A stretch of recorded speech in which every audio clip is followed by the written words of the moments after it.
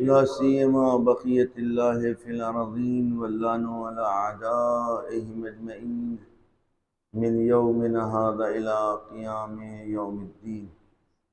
أما بعد، فقد قال الله سبحانه تبارك وتعالى في محكم كتابه وقوله الحق: بسم الله الرحمن الرحيم وما أرسلناك إلا رحمة للعالمين.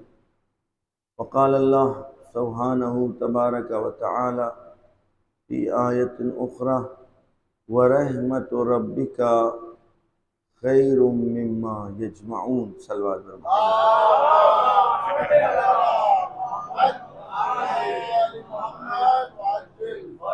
ایک مرتبہ سورہ حمد اور 3 مرتبہ سورہ توحید کی تلاوت فرما کر تمام مومنین و مومنات اپنے مرحومین کو یہاں اس بستی کے اور مخصوصاً بانیان حسینیہ کے مرحومین کو احسان فرما.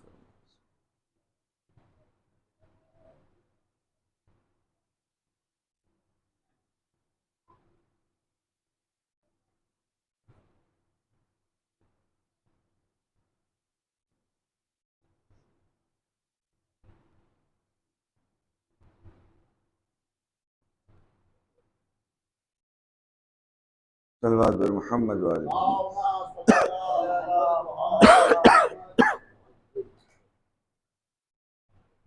رحمت پروردگار کے سلسلے میں معروضات آپ تک پہنچائے جا رہے ہیں. درمیان میں اور بھی موضوعات آ جاتے ہیں تو بحث داہنی اور بائیں جاتی ہے، لیکن وہ تمام وہ چیزیں ہیں کہ جس کی ہمیں اور آپ کو ضرورت ہے. ماہ محرم، اس محرم کے 10 دن بہت اہم ہوتے ہیں. یہ ماہ بندگی ہے.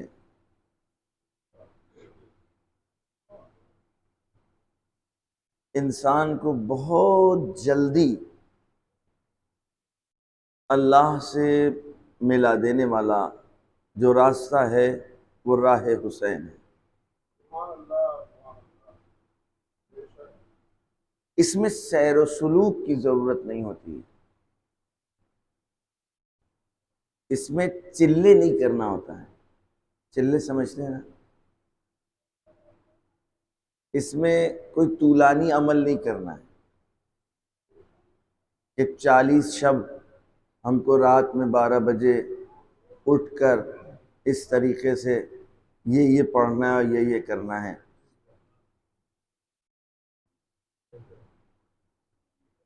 یہ راہ سری ترین راہ ہے. یہ راہ جہشی ہے.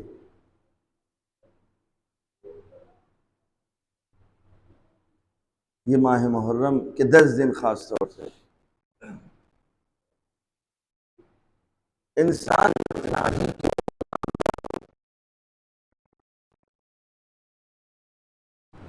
اس کو احساس ہونے لگتا ہے اپنی سبوکیت کا، ہلکے پن کا. شرط یہ ہے کہ مسیر امام حسین میں قرار پائے. ایک عارف کا جملہ ہے کہ مجھ کو رمضان کے چاند سے زیادہ محرم کے چاند کا اشتیاق ہوتا ہے کہ میں محرم کا چاند دیکھ لوں. جبکہ یہ بھی سچ ہے کہ رمضان کے چاند کے لیے حکم شریعت یہ ہے کہ مستحب ہے استحلال کرنا، یعنی چاند کو ڈھونڈنا. یہ جو آپ دیکھتے ہیں کہ رمضان اور سے پہلے اور کے چاند کے لیے شریعت کا حکم استحلال، طلب چاند، کہ آپ نکلیں دیکھیں، کیونکہ ماہ بندگی ہے لہذا انسان بندگی کے لیے تڑپ رہا.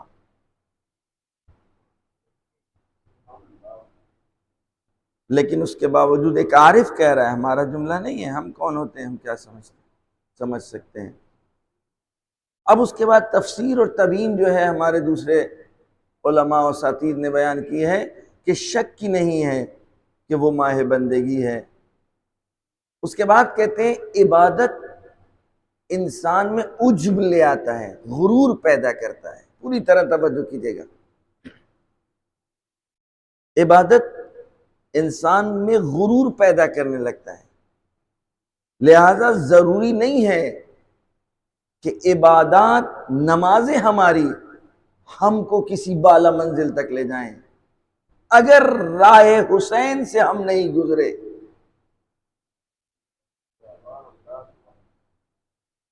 اس لیے راتوں کو جاگنے کے بعد جو انسان نمازیں پڑھتا ہے اور گرمی کے جو روزے رکھ رہا ہے، بہت ضروری ہے، تو حکم ہے، نہ رکھیں گے تو گناہگار ہو جائیں گے، لیکن کہتے ہیں خطرہ بھی اتنا ہی زیادہ ہے، کیونکہ انسان خداوند عالم سے طلبانہ گفتگو کرنے لگتا ہے، اس کو قرضدار محسوس کرنے لگتا ہے۔ پورے رمضان میں نے روزے رکھے، پھر بھی ہر شب میں اٹھا اور نماز شب پڑھ رہا ہوں، پھر بھی میرا بچہ بیمار ہو گیا۔ طلبانہ، اور اس کے بعد کہتے ہیں اور عبادت بھی انسان کو اللہ سے تک پہنچاتی ہیں، اور امتحانات اور بلائیں بھی انسان کو اللہ تک پہنچاتی ہیں۔ عبادتیں بھی انسان کو پرواز کی منزلوں تک پہنچے دیتی ہیں، عبادتیں بھی انسان کو بندے کو پراتا کر دیتی ہیں، اور بلائیں اور مصیبتوں میں جو انسان گرفتار ہوتا ہے اس میں بھی وہ پرواز کرنے لگتا ہے۔ لیکن ان دونوں میں اساسی فرق ہے۔ بلاؤں میں کچھ امتیازات ہیں، امتحانات میں کچھ امتیازات ہیں، یا یوں کہا جائے کہ عبادتوں میں ہم اپنی زبان میں کہہ رہے ہیں، عبادتوں کی ذریعے سے جو پرواز ہوتی ہے اس میں خطرات بھی بہت ہیں،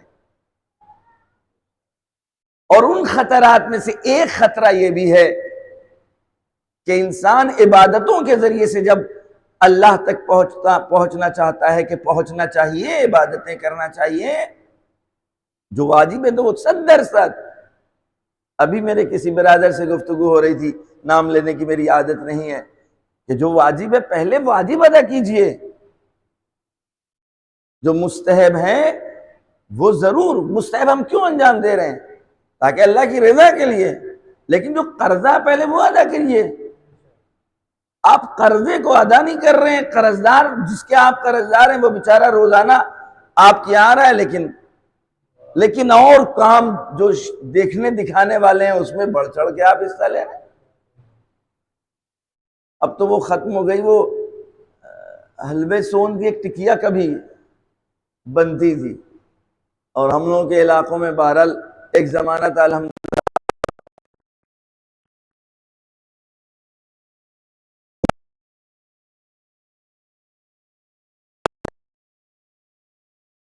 ٹکیا باٹیں گے، اور اب جو دیکھا کہ کچھ دنوں کے بعد وہ حلوائی جو ہے روزانہ کھڑا ہے اس کارخاندار کے اوپر دروازے پر، تو خیریت تو ہے، ایک دن دیکھ لیا، 2 دن دیکھ لیا، کہ بھیا وہ حلوہ سون جو بنوائے تھے وہ پیسے آج تک ملے ہی نہیں ہیں، لہٰذا ہمارے ایک سلوات بھیجیے محمد والے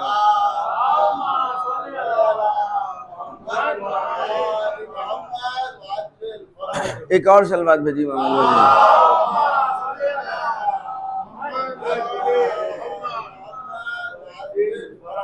ہماری بیماری یہ ہے، ہماری مشکل یہ ہے کہ کوئی بات بیچ میں آتی ہے ہم اسی میں لگ جاتے ہیں، جو اس بات ہے وہ چھٹ جاتی ہے۔ ایک سلوات بھیجیے محمد والے۔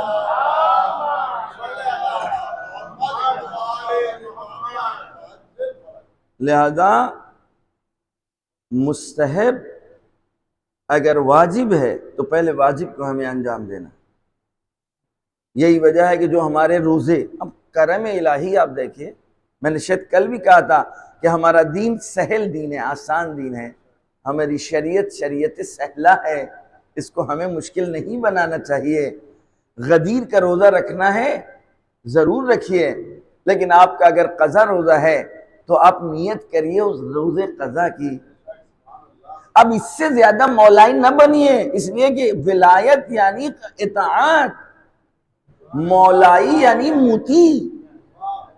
اسی سال کی ہم آپ کو گفتگو بتلا رہے ہیں، سامنے والے کو ہم سمجھا رہے ہیں کہ 18 غدیر میں اگر آپ کا روزہ قضا ہے تو آپ قضا روزے کی نیت کریے۔ ارے دینے والا کہہ رہا ہے کہ قضا بھی ادا ہوگا اور 18 کے غدیر کے روزے کو بھی ہم تمہیں دے دیں گے ثواب۔ سامنے والا کہہ رہا ہے کہ مولانا صاحب یہ کیسے ہے، ہم آج تو غدیر کے روزہ رکھیں گے، اس روزے کا کیا مقابلہ؟ اچھا بھائی آپ بتائیے، اب اس کا جواب حاصل ہے۔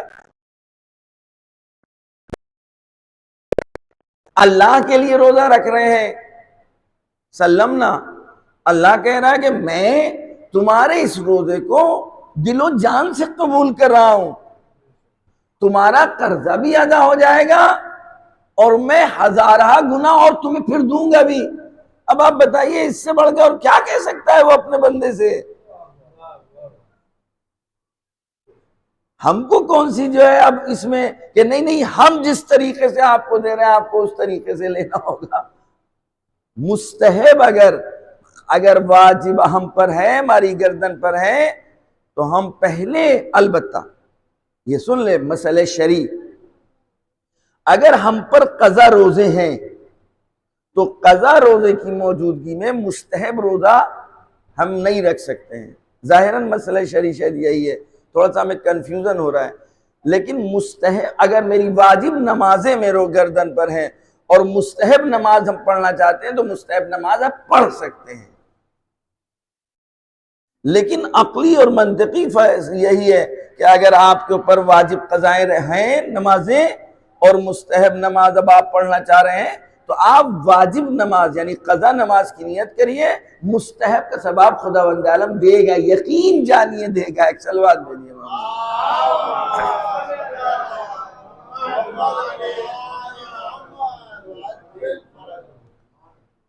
بس میں عرض کیا کر رہا تھا کہ یہ باب رحمت ہے، یہ 10 دن جو ہیں یہ رحمت واسع الہی کے ایام ہیں، لہذا ہم کو یہ دیکھنا چاہیے کہ کس کس کانال سے، کس کس راستوں سے ہم تک اللہ کی رحمت پہنچ سکتی ہے۔ لہذا ماہ رمضان ماہ بندگی ہے، ماہ عبادت ہے۔ بندگی کس کو کہتے ہیں؟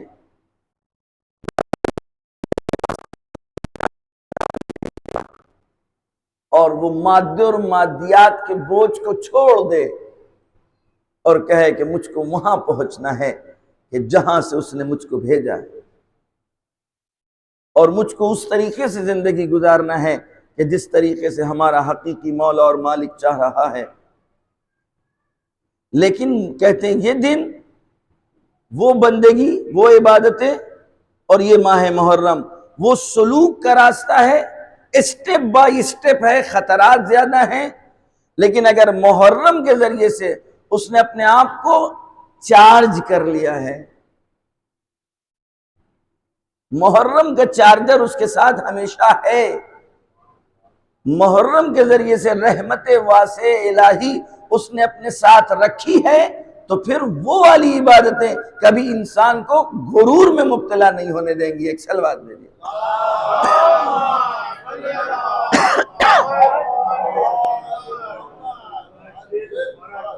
اب یہ بات پہنچانے کے لیے جو میں نے بات چھیڑی تھی اس کو میں مکمل کر لوں جتنا آج پہنچا سکتا ہوں، کہ بلائیں اور امتحان بھی انسان کو اللہ سے ملاتی ہیں، عبادتیں بھی اللہ تک پہنچاتی ہیں، اس میں بھی اس کے ذریعے سے بھی انسان پرواز کرتا ہے، لیکن عبادتوں کے راستے میں خطرات ہیں۔ عبادتوں کے بعد انسان اپنے آپ کو کچھ سمجھنے لگتا ہے، انا کی کیفیت پیدا ہو جاتی ہے، میں نے نماز شب پڑھی ہے، میں نے تو اتنے لوگوں کو پالا ہے، میں نے تو یہ کیا ہے، میں نے تو وہ کیا ہے۔ لہذا جب خدا کی بارگاہ میں وہ مانگنے آتا ہے، طلب کرنے آتا ہے، تو اس کے گویا لہجے میں بدلاؤ نظر آنے لگتا ہے۔ ہم سب اس کو غور کر سکتے ہیں۔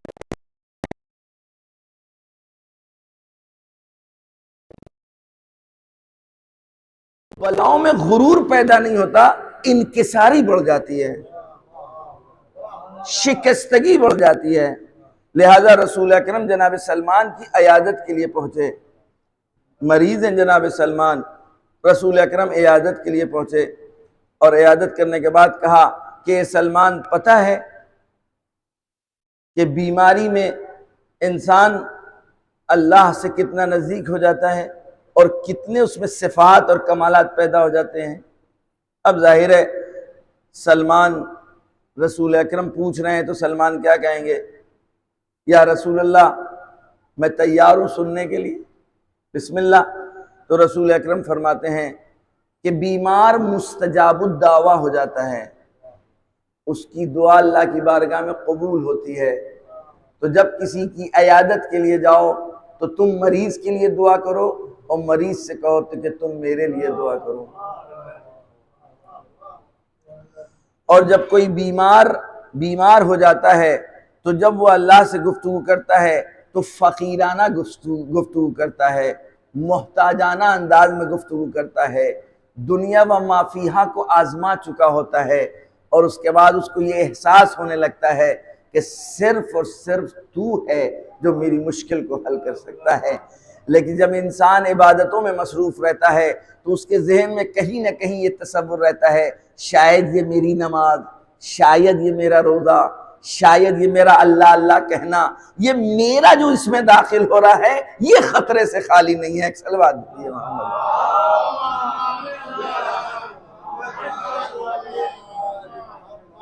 اور عجیب بات ہے، عارف ہی کا جملہ ہے، ہم کیونکہ یہ ساری باتیں ہمارا قد ہی ایسا نہیں کہ میں آپ تک پہنچاؤں، ایک عارف کا جملہ ہے کہ یہ ہم جیسے انسان جو اپنی نمازوں کے اوپر اتنا گھمنڈ کرتے ہیں، غرور کرتے ہیں، اپنے روزوں پر غرور و گھمنڈ کر کے طلبانہ جیسے محسوس ہونے لگتا ہے کہ میری کوئی طلب ہے اس کے اوپر، کہتے ہیں اگر ہماری نمازوں کو علی علیہ السلام کی نماز کے ساتھ کہیں دیکھا جانے لگے اور اس کی شکل ہمیں دکھائی جانے لگے تو پھر قابل استغفار ہو جائے گی میری نماز۔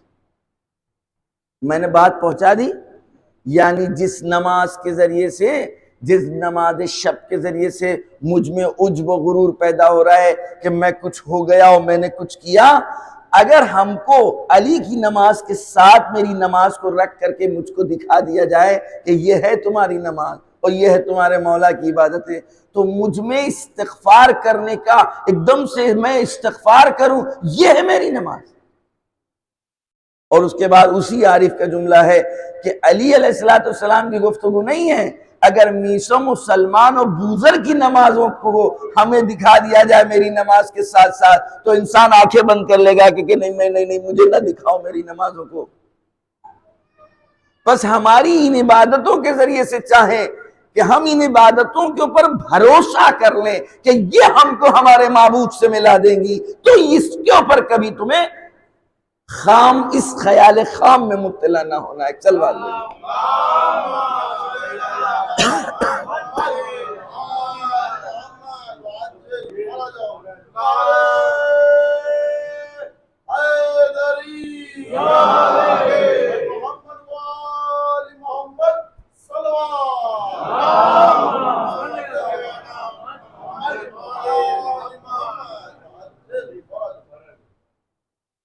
بلائیں جب انسان کی طرف آتی ہیں، امتحانات میں جب انسان مبتلا ہوتا ہے تو یہ عمل خدا کی جانب سے ہوتا ہے، خدا کی مقصود ہوتا ہے، امتحان لیتا ہے اور بلاؤں میں مبتلا کرتا ہے۔ جب انسان خود کوئی عمل انجام دیتا ہے، پوری طرح توجہ کیجیے گا کیونکہ رحمت کی گفتگو ہے، لہذا ہم دیکھیں کہ جس بارگاہ میں ہم بیٹھے ہیں اس کو خدا، اس بارگاہ کو خداوند عالم نے کون سی رحمت سے نوازا ہے، اور کیوں یہ دروازہ در رحمت واسع الہی بن گیا، کیوں بنا؟ ایسا کیا کیا اس بارگاہ نے، اس بارگاہ کے مالک نے، اس بارگاہ کے بادشاہ نے، اس بارگاہ کے صاحب؟ لہذا کہتے ہیں معمولاً بندوں کی عادت یہ ہے، ایک صلوات بھیجیے محمد والے محمد۔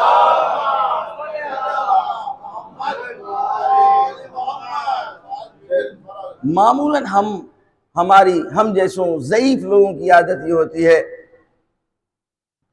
کہ وہ نیکیوں کو اپنے نام لکھتے ہیں،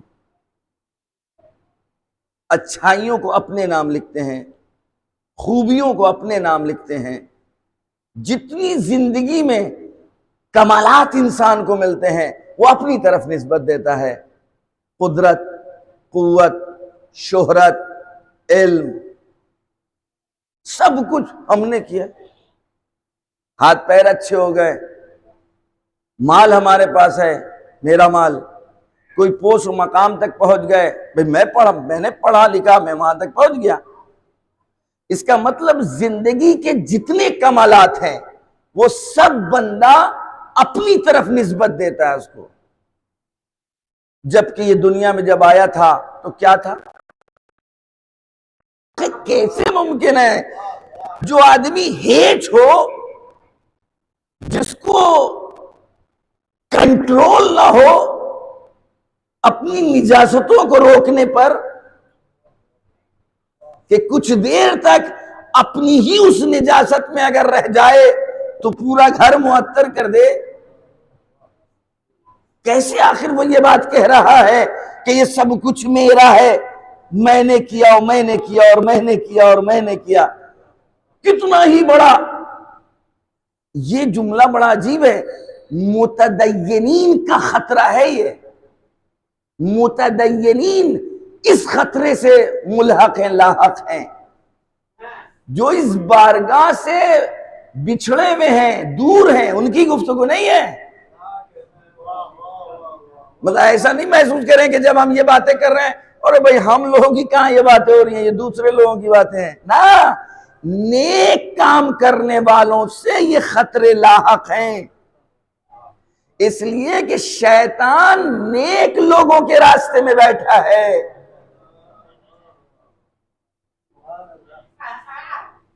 نیک لوگوں کے راستے میں بیٹھا ہے، وہ ان کے ساتھ یہ خطرے لاحق ہیں۔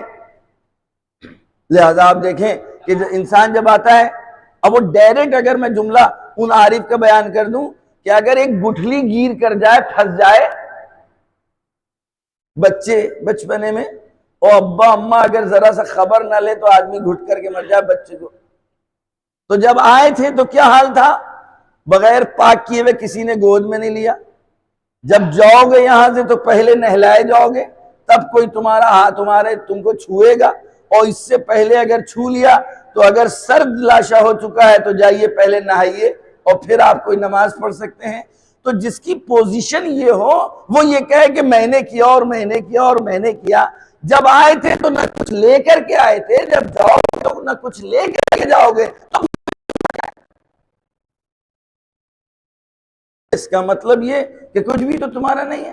لیکن اس خطروں سے لاحق ہوتا ہے انسان، جتنی خوبیاں ہیں اس کی نسبت وہ اپنی طرف دیتا ہے، جتنی برائیاں آتی ہیں، جتنی مشکلات میں وہ گرفتار ہوتا ہے، جتنے عیوب آتے ہیں ان کی نسبت وہ خداوند عالم کی طرف دیتا ہے۔ بتائیے، مشکل میں گرفتار ہو گئے، ہم ہی ملے تھے، اتنا زیادہ خدا کیا لیکن بچہ مریض ہو گیا، کوئی واجب نماز میں نے نہیں چھوڑی ہے، ہمیشہ میں نے خیال رکھا ہے پڑوسیوں کا، لیکن آج میرے اوپر دیکھیے مشکل آ گئی۔ تو کہتے ہیں کہ جو متدینین کے لیے کی راہوں میں خطرے ہیں وہ یہ ہیں، لیکن بلائیں، مصیبتیں انسان اپنی طرف نسبت نہیں دیتا،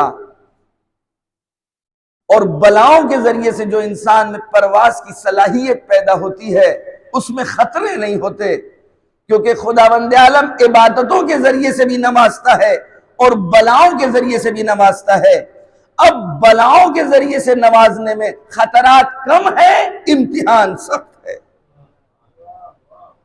عبادتوں کے ذریعے سے جو نوازتا ہے خطرات زیادہ ہیں، لیکن یہ سلوکی راستہ ہے، وہ جہشی راستہ ہے، وہ جہشی راستہ ہے، یہ سلوکی راستہ ہے، اس میں مرحلے وائز تمہیں طے کرنا ہوگا۔ پھر علی جیسی عبادت اگر ہو کہ کوئی بھی اس کو راستے میں دھوکہ نہ دے سکے، اور پھر وہ خطاب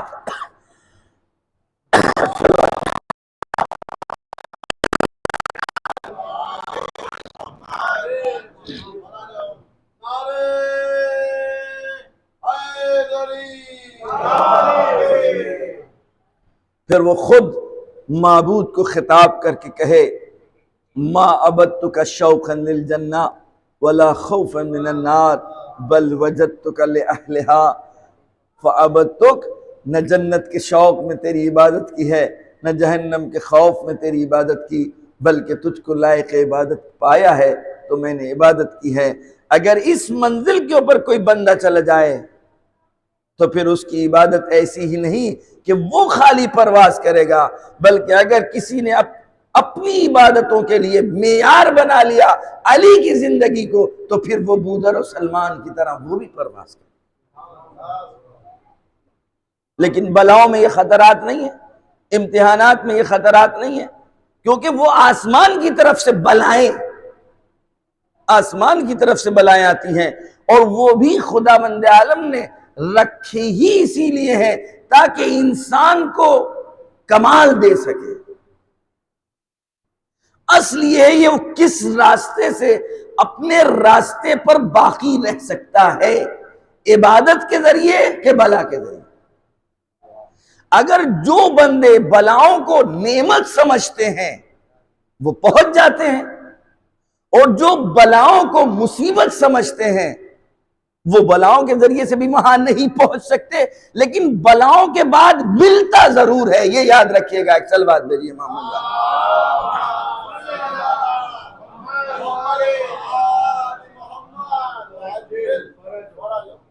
اب یہاں تک بات آ گئی تو اور ایک بات ہمارے معاشرے اور ہم سب اس میں گرفتار ہیں کہ جب ہم کسی مصیبت اور بلا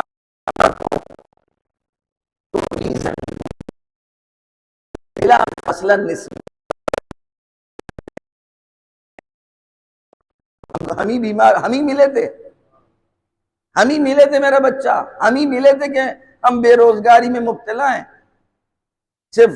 تو دیکھیں اسباب کیا ہے بے روزگاری کے، کہیں تنبلی سبب تو نہیں ہے، کہیں سستی اور کاہلی سبب تو نہیں ہے، یہ ہم ہی خالی فقیر۔ تو آپ دیکھیں کہ معاشرے میں جو لوگ فقیر نہیں ہیں انہوں نے کون سے راستے اپنائے ہیں۔ ارے بھائی ہم لوگ وہ کہاں کر سکتے ہیں، چوری کا زمانہ ہے، رشوت کا زمانہ ہے، تو سارے لوگ جو کھا کما رہے ہیں وہ چور ہیں؟ اس کا تو اختیار اللہ نے ہمیں نہیں دیا ہے، اس لیے کہ خداوند عالم نے کہا ہے کہ نکلو، کماؤ، آؤ، تجارت کرو، محنت کرو، ہم نے تمہارے رزق کی ذمہ داری لی ہے۔ تو آپ کسی کی روزی دیکھ کر خداوند عالم کے وعدے کے اوپر کیوں نہیں آپ کو یقین ہو رہا ہے کہ اللہ نے وعدہ پورا کر دیا؟ کیونکہ کہا تھا کہ ہم دیں گے روزی۔ یہ ہم لوگوں کے علاقے میں بہت آوازیں آتی ہیں، ذرا سا کسی کو سمجھاؤ تو بلا فاصلہ وہ یہی کہنے لگتا ہے مولانا صاحب بڑا ماحول خراب ہو گیا ہے، اب یا تو جھوٹ بولیے اور یا رشوت دیجئے اور پتہ نہیں یا یہ کیجئے یہ کیجئے۔ میں کئی لوگوں سے کہہ چکا ہوں، اس کا مطلب آپ کے علاقے میں جتنے کھا کما رہے ہیں وہ سب چور ہے، یہی آپ کہنا چاہتے ہیں؟ صلوات بھیجئے محمد والے محمد۔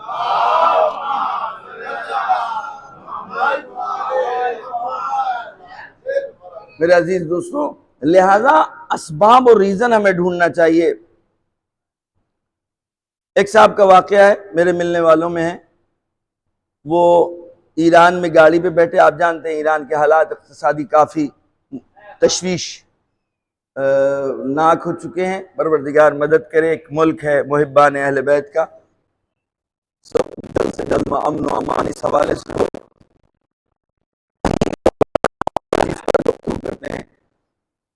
اور انہوں نے کہا کہ ایک ڈرائیور تھا، ہم بیٹھے ہوئے تھے، ایک پیسنجر بیٹھا، کیونکہ وہاں جو ٹیکسیز چلتی ہیں وہ نفری بھی ہوتی ہیں، آپ ایک جگہ سے دوسری جگہ بیٹھے تو ایک بیٹھا ہے، دوسرا اتر گیا، پھر تیسرا بیٹھا، چوتھا اتر گیا۔ تو وہ ایک مولانا صاحب بیٹھے ہوئے تھے، ایک پیسنجر سوار ہوا، اور اس کے بعد تھوڑی دور کے بعد جہاں اسے اترنا تھا وہ اتر گیا، جلدی میں تھا۔ مثلا کرایہ بنتا تھا 10 روپے، اس نے کاٹ لیے 50 روپے، اور اس نے دیکھا اپنا پیسہ جو اس نے واپس کیے تھے، یوں دیکھے اور دیکھنے کے بعد ڈرائیور کو دیکھا، لیکن کیونکہ جلدی میں تھا تو بس اس نے نگاہ سے اعتراض کیا اور چلا گیا۔ اس کے بعد یہ گاڑی آگے چل گئی۔ ڈرائیور ایرانیوں سبھی کی عادت ہے، ایرانی ڈرائیوروں کی زیادہ عادت ہے، ادھر آپ بیٹھیے رونا شروع کر دیتے ہیں، ٹائر مہنگا ہو چکا ہے، ٹیوب مہنگا ہو چکا ہے، اس کا استہلاک اتنا زیادہ ہے، پیٹرول بڑھ گیا ہے، سب چیز مہنگی ہے، اور کرایہ کہیں سے گورنمنٹ بڑھاتی نہیں ہے، بس شروع یہیں سے اس نے، اور وہ یہی سے، اور اس کے بعد لیکن کیونکہ مولانا بیٹھے ہوئے تھے تو اس نے انداز بدل لیا، کہا مولانا صاحب کوئی چلہ بتائیے ہم کو، کوئی عمل بتائیے، اس لیے کہ جتنا کماؤ لگتا ہے کچھ اس میں برکت ہی نہیں ہے، کچھ بچ ہی نہیں رہا ہے، پھر گھر جاؤ تو کچھ ہے ہی نہیں، صبح 6 بجے نکل جاتے ہیں، رات میں 12 بجے گھر لوٹتے ہیں، لیکن کبھی کوئی برکت نظر ہی نہیں آ رہی ہے، کوئی عمل، کوئی چلہ، جمکران 40 شب چلے جائیں، 4 شنبے وہاں شب 4 شنبہ جایا جاتا ہے، ایک سلوات بھیجیے محمد والے محمد۔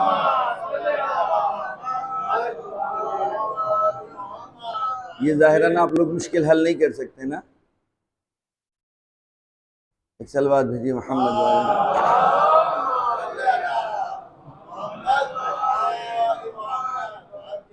تو مولانا صاحب سے پوچھ رہا تھا، اتنا اس میں دین تھا، وہ یہ سمجھ رہا تھا کہ اگر کوئی مشکل حل کر سکتے ہیں تو یہی لوگ، اتنا دیندار تھا کہ بھئی ان کے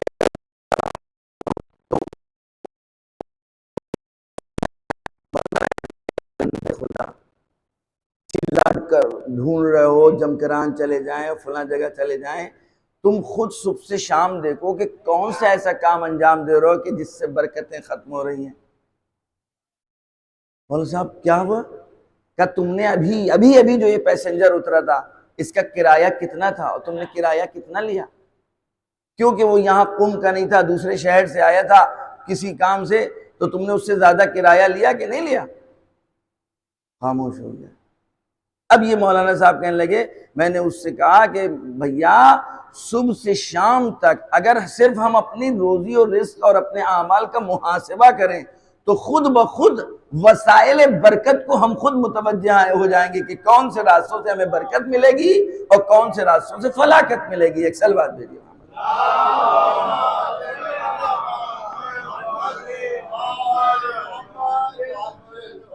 وقس لہٰذا، یہ میں نے اس لیے بیان کیا کیونکہ اب آپ کہتے ہیں، بہت سے لوگ سنتے بھی ہیں دیکھتے بھی ہیں، پتہ نہیں کون متوجہ ہو جائے اس چیز کی طرف کہ معاشرے میں ایک اور زیادہ سنت الہی کی طرف توجہ دلا دیں کہ جو انسان متوجہ رہے کہ اگر کبھی کوئی جلدی سے کسی مصیبت میں مبتلا ہو جائے،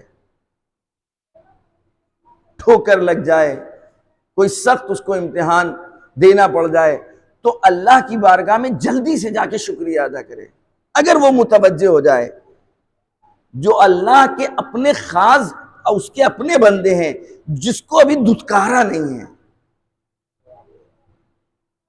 ان کو جلدی سے دھکا دیتا ہے، جلدی سے ٹھوکر اس کو لگتی ہے، ادھر اس کے جو ہے انگوٹھے سے خون نکلا اور وہ متوجہ ہو گیا کہ اگر یہاں ٹھوکر نہیں کھاتے تو آگے جو جا رہے تھے وہاں کھائی میں گر جاتے۔ اس کو سنت الہی کہتے ہیں کہ اللہ اپنے بندوں کو جلدی سے صدا دے کر بہت بڑے خطرے سے بچا لیتا ہے۔ سلوات دیجیے محمد والے۔ اور ایک بات یاد رکھیے گا، اس کو اصطلاح میں علماء کہتے ہیں استدراج۔ استدراج، اگر کوئی مستقل گناہ کر رہا ہے، مستقل رشوہ خواری کر رہا ہے، مستقل لوگوں کو ستا رہا ہے، پریشان کر رہا ہے، لیکن ہے ترقی ترقی ترقی ترقی، اس کے لیے علماء کہتے ہیں خداوند عالم نے اپنی آنکھوں کو اس کی طرف سے ہٹا لیا ہے. دیکھے کہاں جاؤ گے تم؟ جاؤ دیکھے کہاں جاؤ گے. جب وہاں پہنچ کر کے تیر مار کر کے کہو گے انا ربکم الاعلی، تب تم کو وہاں سے گرائیں گے کہ بتاؤ اب ایک مکھی کو بیٹھی ہوئی تم ہٹا نہ پاؤ گے. ایک سلوات بھیجیے.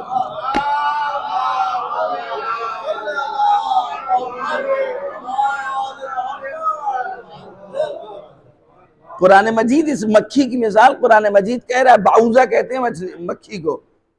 یہی واقعہ ہے فرعون کا. ایک مکھی جو بیمار پڑا ہو بیٹھ تو مکھی کو نہیں ہٹا سکتا تھا، تو جس میں اتنی قدرت و طاقت نہیں تھی. ہے تم کو ترقی پہ ترقی، تم ہے گناہ پہ گناہ. بہت سے لوگ کہتے نا مولانا صاحب دیکھیے ہم ادھر لوگ عبادتیں کر رہے ہیں، یہ کر رہے ہیں، سب کچھ کر رہے ہیں، لیکن ہمارے لیے مشکلات مصیبتیں، اور اس کو دیکھیے اینڈ رہا ہے، پتہ نہیں کتنے جرم پہ جرم کر رہا ہے، بڑھتا چلا جا رہا ہے، ترقی پہ ترقی ہوتی چلی جا رہی ہے. تو اگر کوئی طے ہو جائے کہ وہ راہ خدا سے بھٹک چکا ہے اور پھر بھی ترقی ہو رہی ہے تو اس ترقی کو اس کے لیے خطرہ سمجھیے. ایک سلوات بھیجیے.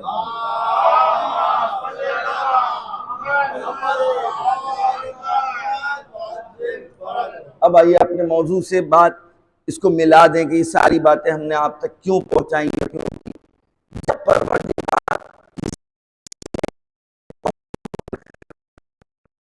تو اس بلاؤں کا نتیجہ یہ ہوتا ہے اس کو بہت ساری نعمتوں سے نوازتا ہے، اور یہی بلائیں اس کے لیے برکت کا سبب بن جاتی ہیں. جیسے کہ میں نے مثال دی اور کہ یہی مریضی جو وہ بیمار ہے وہ مستجاب الدعویٰ ہو گیا. اب اس سے کہیے کہ وہ آپ کے لیے دعا کرے. اب آپ انصاف سے بتائیے یہ کم نعمت ہے؟ یہ کم نعمت ہے کہ کوئی مریض ہو اور خود قدرت کہہ رہا؟ کیوں؟ اس لیے کہ جب وہ عبادتوں میں اللہ اللہ کہہ رہا تھا تو کہیں نہ کہیں میں موجود تھی، لیکن جب وہ بلاؤں میں اللہ اللہ کہہ رہا ہے تو پوری دنیا کو ہیج کر چکا ہے کہ اب کوئی میرا کچھ نہیں کر سکتا سوائے تیرے. اے میرے اللہ، اے میرے اللہ، اے میرے اللہ. اب اپنی نمازوں کے بعد، اپنے روزوں کے بعد وہ طلبگار نہیں ہے، وہ کہہ رہا ہے انا الفقیر وانت الغنی. انا الفقیر وانت الغنی، انا الجاہل وانت العالم، انا الضعیف وانت القوی، هل يرحم الضعیف الا القوی. میں ضعیف و کمزور ہوں، ہم لاچار ہیں. اب اس ضعیف و لاچار کے اوپر رحم کون کر سکتا ہے سوائے قوی کے؟ تو قوی تو ہے. سارے اسپتالوں نے تو جواب دے دیا، سارے ڈاکٹروں نے تو ہاتھ اٹھا لیا، تو تیرے علاوہ تو اب کہیں قوت نظر نہیں آ رہی. اب نہ میری نماز ہے، نہ میرے روز ہے، نہ میری عبادت ہے، سوائے تیرے لطف کے کچھ نہیں. اس کے نتیجے میں اس کو نعمتیں ملتی ہیں، بلائیں بھی ہٹتی ہیں اور پھر نعمتیں ملتی ہیں، پھر یہ سبب رحمت بن جاتا ہے.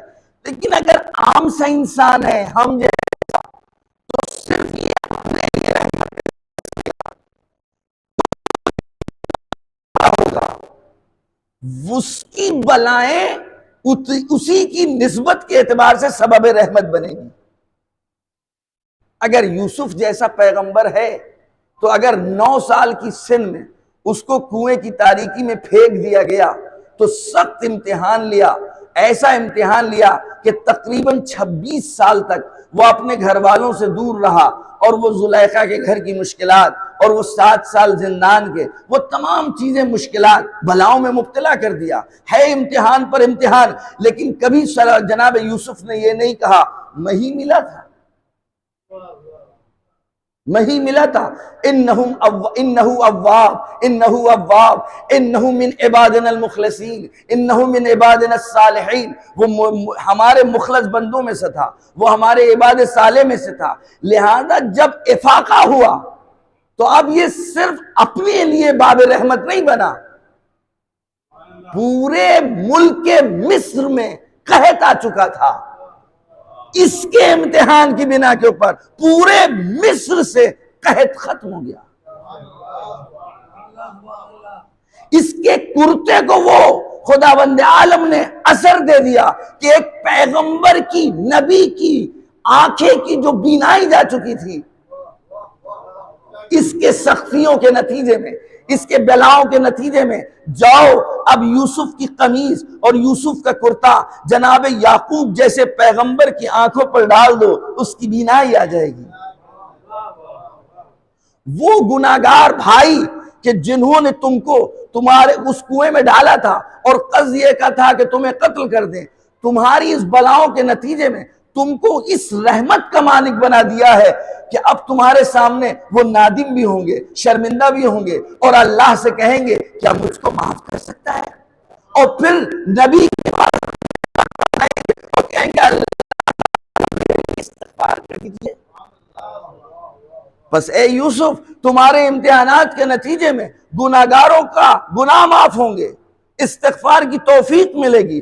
زلیخا کہ جو گناہ کرنے پر آمادہ تھی، زلیخا ایک سخت ترین شدید ترین مومنہ میں تبدیل ہو جائے گی. عزیز مصر اس وقت مصر کا بادشاہ شرک چھوڑ کر کے موحد بن جائے گا. میرے پروردگار، یوسف کا کیسا امتحان تھا، کتنا بڑا تھا. کیا دیا یوسف نے؟ چند سالی تو دی. آدم سے لے کر خاتم تک، جب سے یہ دنیا خلق ہوئی ہے، نہ ملائکہ نے دیکھا، نہ فرشتوں نے دیکھا، نہ جبریل نے دیکھا، نہ آدم، نہ نوح، نہ ابراہیم، کسی نے اتنا سخت امتحان نہیں دیا جو میرے مولا حسین نے دیا. اے میرے پروردگار، جب یوسف کے امتحان کے نتیجے میں تم نے یوسف کو ایسا باب رحمت بنا دیا کہ ایک ملک کے لیے رحمت کے سبب بن گئے، کافروں کا کفر ختم ہو گیا، گناہگاروں کا گناہ معاف ہو گئے، جن کے پاس ایمان نہیں تھا ان کے پاس ایمان آ گیا، قحط سالی ختم ہو گئی، تو اے میرے پروردگار، میرے حسین نے جو امتحان دیا ہے اور ان کو اس نے جو سخت ترین بلاؤں میں صبر کا مظاہرہ کیا ہے، نہیں، شکر کا مظاہرہ کیا. اس کے نتیجے میں امام حسین علیہ السلام کو تو نے کیا دیا؟ کہا السلام علیکہ یا رحمت اللہ الواسعہ، اے اللہ کی وسیع رحمت، تم پر میرا سلام ہو. یوسف صرف اپنے زمانے کے لیے باب رحمت تھے، اپنے مخصوص وقت کے لیے باب رحمت تھے،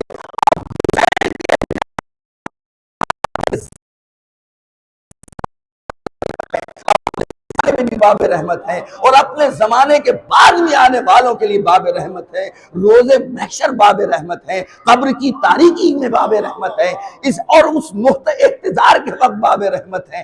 کہاں کہاں ڈھونڈیے گا میرا حسین، کہاں کہاں باب رحمت.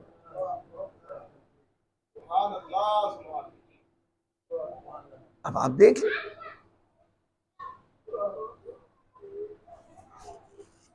حسین کی رحمت. لہذا آٹھویں امام نے فرمایا ہے ہم سب سفینہ نجات ہیں. ہم نے پہلے بھی حدیث پڑھی تھی، ہم سب سفینہ نجات ہیں. میرے جد حسین کا سفینہ بہت جلدی تمہیں پہنچائے گا مقصد. میرے جد حسین کا سفینہ تم کو بہت جلدی پہنچائے گا. علی اصغر کا امتحان دینے کے بعد باپ اپنے بیٹے کو لے جائے پانی پلانے کے لیے، ماں سے مانگے کہ لاؤ میں پانی پلا کر لاؤں، کوشش کروں، اور اس بچے کو ماں کو دے اس حال میں کہ گلے پر تیر لگا ہو. میرے پروردگار، کیا اس سے پہلے کسی نے ایسا امتحان دیا ہے؟ حسین باب رحمت صرف ہمارے اور آپ کے لیے نہیں ہے، ملائکہ کے لیے باب رحمت ہے، فرشتوں کے لیے باب رحمت ہے. مگر فطرت کا واقعہ نہیں سنا. ابھی تو امتحان دیا بھی نہیں تھا، ابھی تو امتحان دیا بھی نہیں تھا، امتحان دینے والے تھے.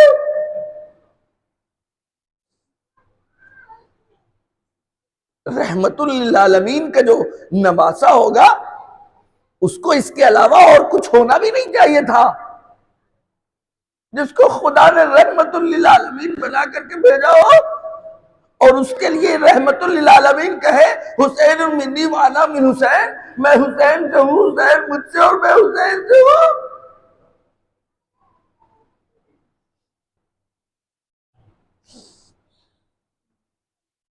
کتنے سخت امتحان، کس امتحان کو پیش کیا جائے کہ جب آپ موازنہ کریے تو تاریخ بشریت میں کوئی نظر نہیں آئے گا.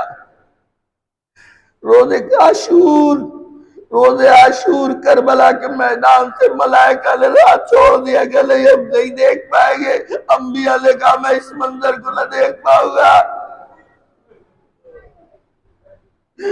میں اس منظر کو نہ دیکھ پاؤں گا، میں اس منظر کو نہ دیکھ پاؤں گا. اے حسین تم نے جو امتحان دیا، کیونکہ اتنا سخت امتحان ہے کہ آدم دیکھنے پر تیار نہیں، موسیٰ دیکھنے پر تیار نہیں، ابراہیم دیکھنے پر تیار نہیں، لیکن تمہاری ماں ہوگی، کربلا کا میدان ہوگا. یہی وجہ ہے روزے میں جان فاطمہ والد ہوگی. اے میرے پروردگار، میرے حسین کو کس جرم میں قتل کیا گیا تھا؟ بِأَيِّ ذَنبٍ قُتِلَتْ بِأَيِّ ذَنبٍ قُتِلَتْ. میرے بیٹے کی خطا کیا تھی؟ میرے بے شیر پوتے کی خطا کیا تھی؟ میرے اصغر کی خطا کیا تھی؟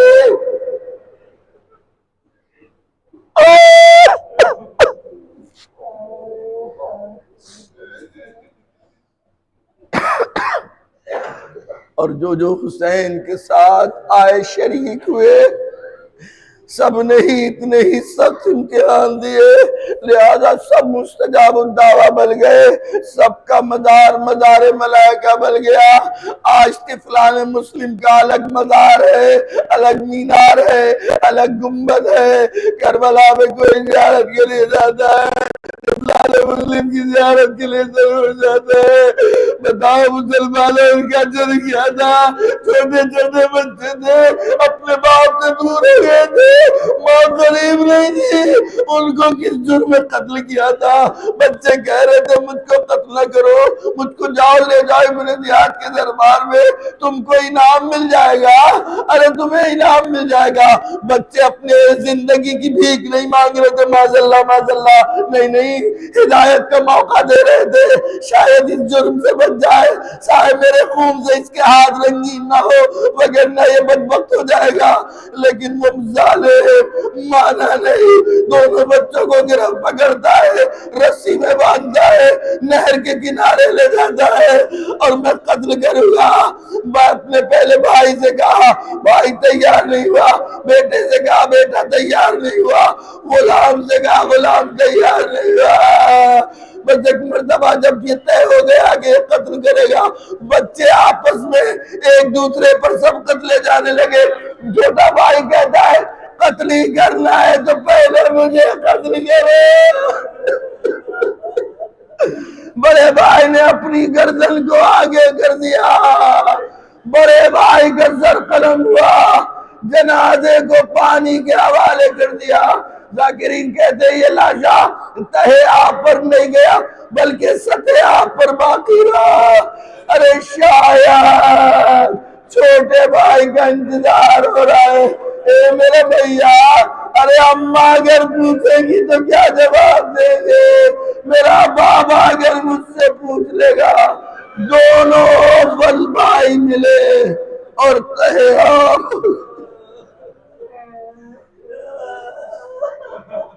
اللہ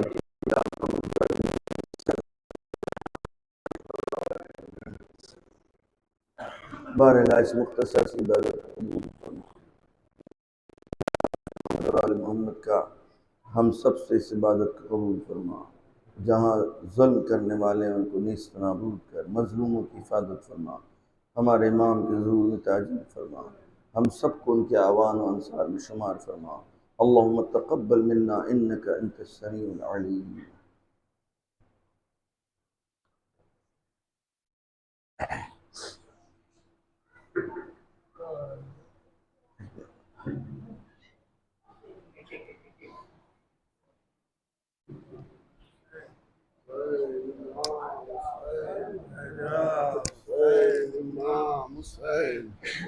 حسین امام حسین حسین امام حسین